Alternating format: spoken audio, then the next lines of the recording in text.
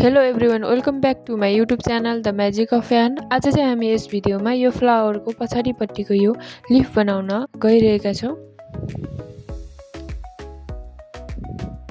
यो बनाउन चाहिँ एकदमै सजिलो छ। यो चाहिँ फ्लावरको पछाडि यसरी लगाउनको लागि चाहिँ युजफुल हुन्छ। यसले चाहिँ लुक्सलाई अझै पनि राम्रो देखाउँछ फ्लावरको। लिफ बनाउनको लागि मैले चाहिँ 2 mm को हुक लिएकी छु र यो ग्रीन कलरको धागो लिएकी छु। अनि साथमा मैले चाहिँ यो सिजर पनि लिएकी छु। यो लिफ बनाउन चाहिँ हामीले म्याजिक रिङबाट स्टार्ट गर्छौं।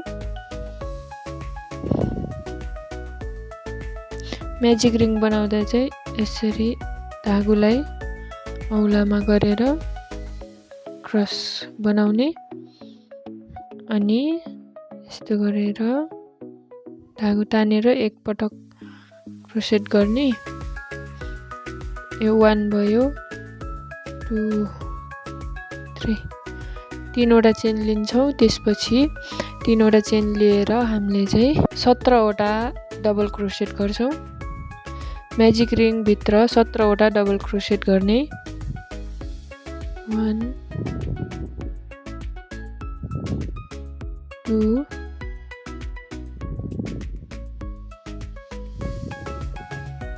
3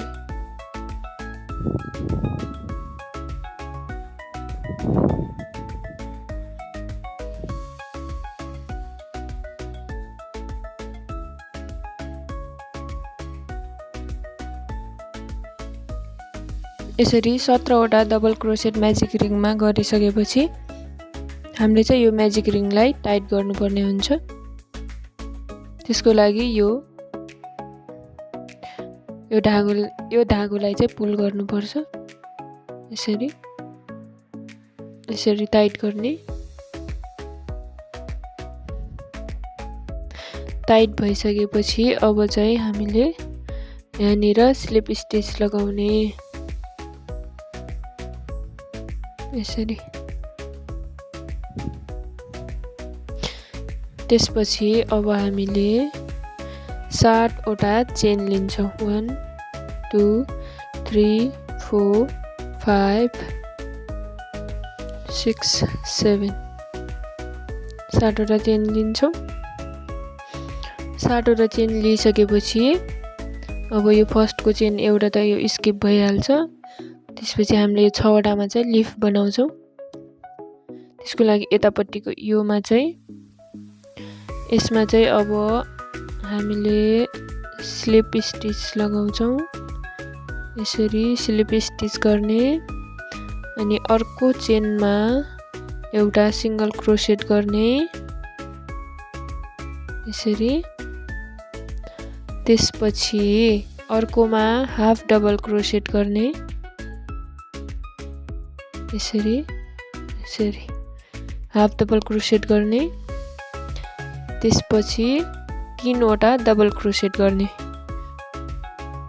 धागो लिने अनि यो चेनको माथिको लुपमा राख्ने,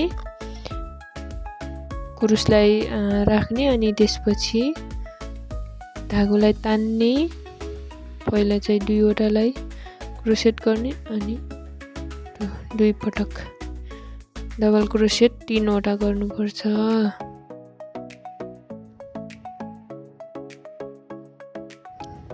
2 3 अनि हाम्रो चाहिँ यस्तो देखिन्छ। अनि यो लिफ चाहिँ यस्तो देखिन्छ। त्यसपछि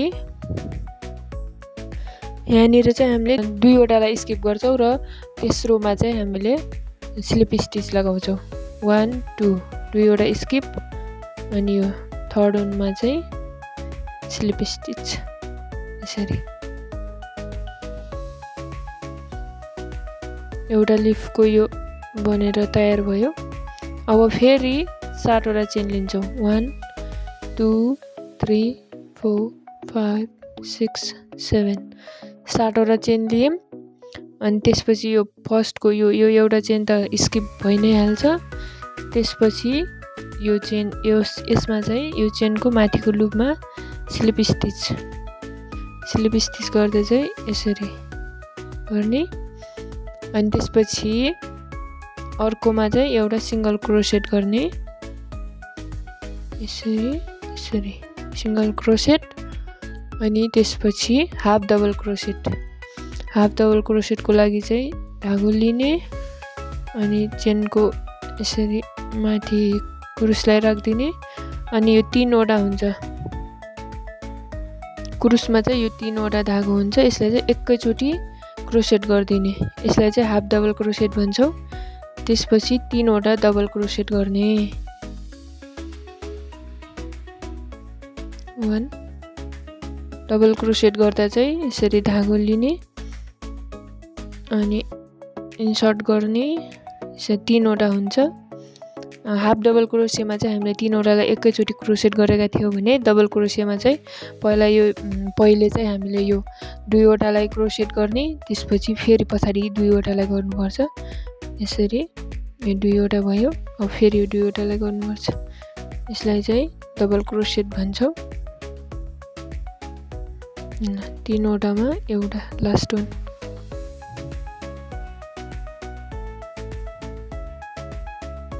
यो चाहिँ यस्तो देखिन्छ अब 2 वटा स्किप 1 2 2 वटा स्किप गर्ने अनि तेस्रोमा स्लिप स्टिच लगाउने यसरी फेरि 7 वटा चेन लिने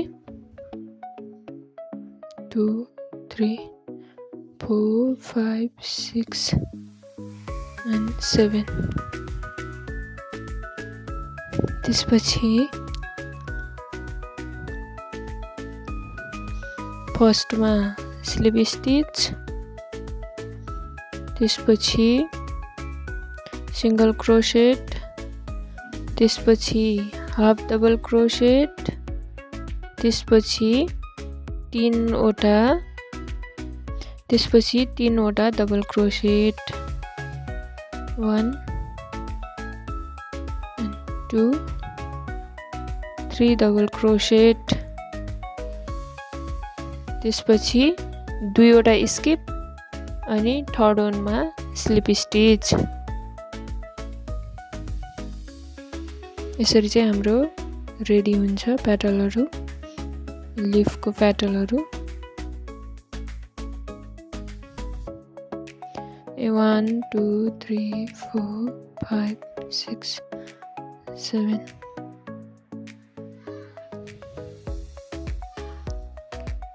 sleep stitch single crochet half double crochet अनि 3 वटा डबल क्रोसेट आई होप तपाईहरुले चाहिँ यो लीफ कसरी बनाउने भनेर बुझ्नुभयो होला यो बनाउन चाहिँ एकदमै सजिलो छ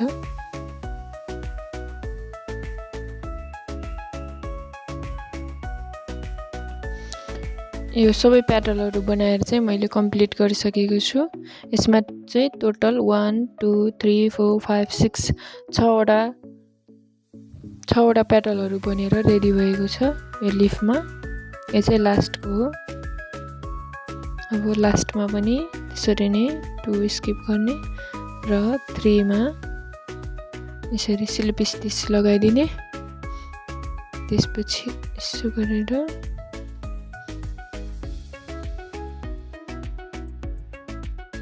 यसरी अब हाम्रो यो चाहिँ रेडी हुन्छ लीफ चाहिँ रेडी भइसक्यो अब यो धागोलाई चाहिँ पछाडी तान्नु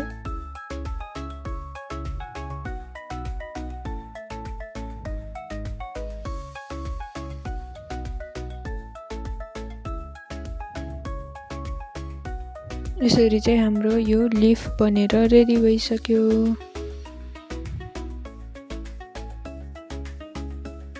यो चाहिँ फ्रन्ट साइड भयो यो ब्याक साइड